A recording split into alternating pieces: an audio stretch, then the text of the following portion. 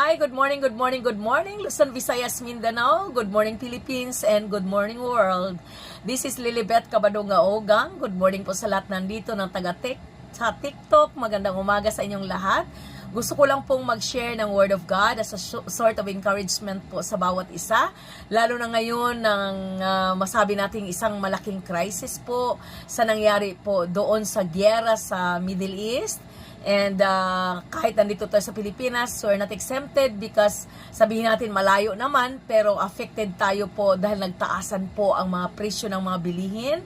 Lahat po ng ang ating gasolina from 58 until dumating ng 80 plus, ngayon 135 pesos per liter na ng diesel.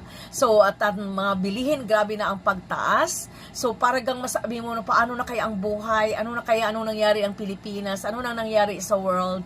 Mga kapatid, gusto kong sabihin na ito po ay na-prophesy sa word ng Lord, na ang sabi nga ng Panginoon, you can hear the rumors of wars, and then sabi doon, kingdom against kingdom, nation against nation. So yun po yung yun po yung mga prophecy ng salita ng ating Panginoon. Nandito na tayo sa huling mga araw, kaya nga ang gusto lang ng Lord sa atin, manalig tayo sa Kanya para mahupay po yung ating kabigatan sa ating mga puso. At si Lord lang po ang pwedeng makatulong sa atin. We are not exempted po sa different trials and problems po sa mundong na ating kinagagalawan ngayon. Pero ang pangako ng Panginoon sa atin, sabi niya sa Matthew 11:28, "Come unto me, all ye that labor and are heavy laden, and I will give you rest."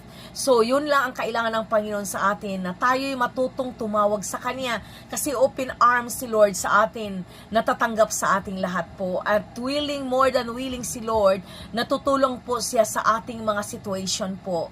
Amen. Kayang-kaya ng Lord po na tutulungan tayo. The only thing we can do is we have to trust the Lord. Kayang-kaya ng Lord na tulungan po tayo. Kayang-kaya ng Lord na i-provide lahat ng pangangailangan natin. Kayang-kayang ingatan tayo ng Panginoon.